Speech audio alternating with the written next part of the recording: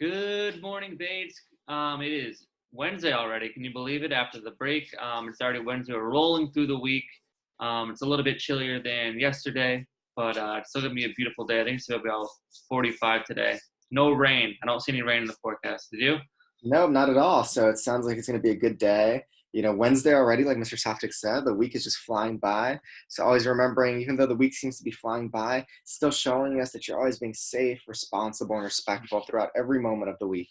Yeah, absolutely. And you know, a remote learners they're on the computer a lot, and it's kind of you get into a rut sometimes. And things get a little bit boring. Getting on the computer every day. Do you have any tips or ideas of how to stay, focused or engaged remotely, Mr. Fonseca? Absolutely. The best thing you can do if you're a remote learner is to really be communicating with your teacher and your classmates and really participating. Because I've had to do online classes in the past. I'm sure Mr. Softic has had to do some as well. And yeah, it can be boring if you're just watching, but if you're participating, if you're speaking with your teacher and your classmates, asking questions, being involved in what's going on, that makes it so much more fun. And that's what your teachers and your classmates want you to be doing too. They don't want you to just sign on, turn your camera off, and just listen. They want you to sign on, turn your camera on, ask questions, participate. That's going to make it a lot more fun for you.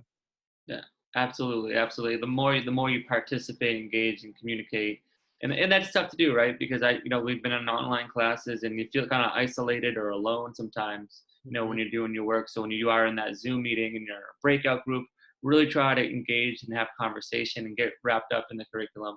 That's just one good strategy we can use. Um, you know, to make sure that we get out of that rut or the routine of being in remote learning. 'Cause it's hard. It's absolutely hard. We're in person. And it's always fresh and new every day. There's something new. So, but we're gonna work on some ways to make it our remote learners a little bit more engaged. And as we get into the rut of the winter, we're going on almost a year now of remote learning. So we want to make sure everyone has a great experience. Absolutely. All right. So yesterday we discussed houses for the first time. We introduced them, and we're going to continue that. We're going to take our time doing because we want to make sure everyone has a good idea of what the house system is. So I'm going to share my screen. So yesterday we talked about the houses, and the four houses are Mr. Fonseca. What do we have? Yeah, we've got Altruismo, which is my house, Amistad, Isabindi, and River. Absolutely. So we have Altarismo, Amistad, Isabini, and Revere, also known as the black, red, green, and blue houses. So each student and staff member is a part of one of these houses. And we're going to go over how you get into a house and what all the houses mean, in the week to come. But just for a reference, Altarismo, each house carries a value. Altarismo is the house of dreamers. Amistad, the house of friendship, Isabindi, the house of courage, and Revere, the house of So I'm Revere, sorry, Revere is the dreamers.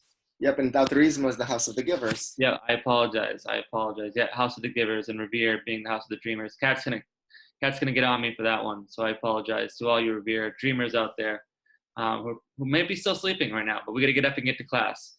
All right. Exactly. So, one of the ways we practice these virtues and these core values and the character within our community, right? The community we talked about yesterday, is we get together and we call town halls. And this is all the school comes together. Now, this year, this may not be possible, maybe until the end of the year. But you can see in the picture to the right, we have all the houses together participating in group activities. This is an opportunity to display house cheers and chants and practice a character skill building. Every town hall ends in a friendly game. There is also a time when new students will spin the wheel to join a house. This would also happen during a town hall. But it's also important to know that we do promote healthy competition because we believe this encourages students to learn how to be team players, contribute to team efforts, and learn those who stick with it and work hard can be rewarded. But it's also important if you don't win, you celebrate those who did, right? Because it does take a lot of hard work to win something or to earn something. So we want to make sure that everyone's celebrating each other, and that does not matter what house you're in. That's right. It's a part of being of showing good sportsmanship is showing that no matter whether you win or lose, you're enjoying the fact that you get a chance to compete and do this together, and you're celebrating each other. Yep, and that's how we build resiliency.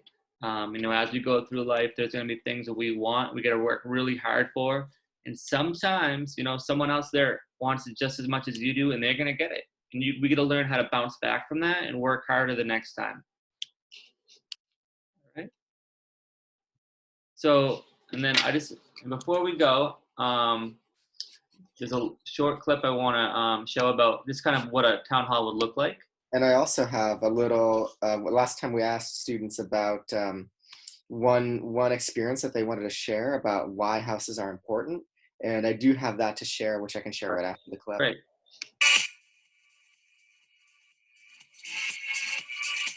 So this is right here where the team Amistad was in the cafeteria. And they're working on, I believe there was an honesty, it was the theme of the town hall was honesty. So they did a little bit of an activity there in the cafeteria. And as you can see, everyone wears red on those days, and everyone has a t-shirt. Kindergarten students, we're getting bracelets to you guys this year. We hope to get t-shirts to everyone. This is Beacons of the Week. Like you've all seen, this is another way to earn points for your house.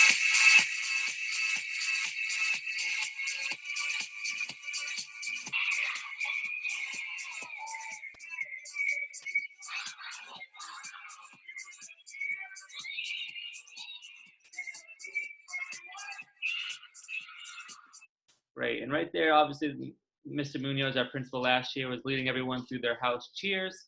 As you can see, everyone has a separate part of the gym, and they sit together, and they, each individual cheer that kind of represents their house, and those can be heard, every day throughout the school day. So it's pretty special to have that cheer and know it.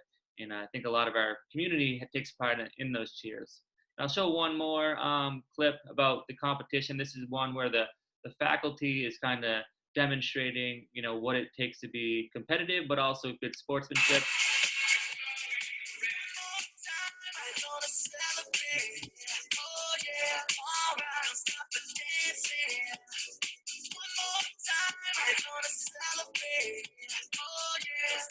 So right there, a couple of students got knocked out, and the staff made sure that they demonstrated good sportsmanship by giving high fives and letting those a good effort. So I just wanted to share that, just get a little bit of an idea of what our house system kind of represents and means, and we'll try to give examples as we go into the weeks to come.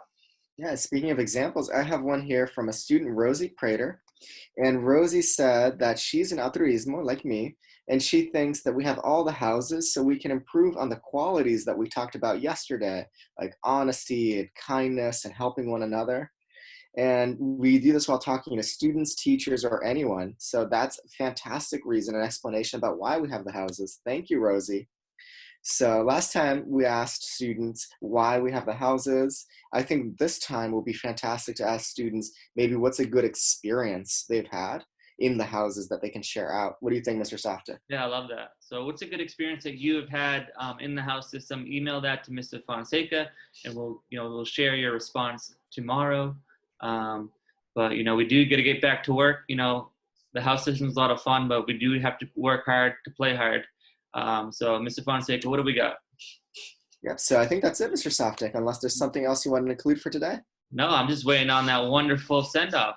Of course, here we go. So as always, it's a great day to be great.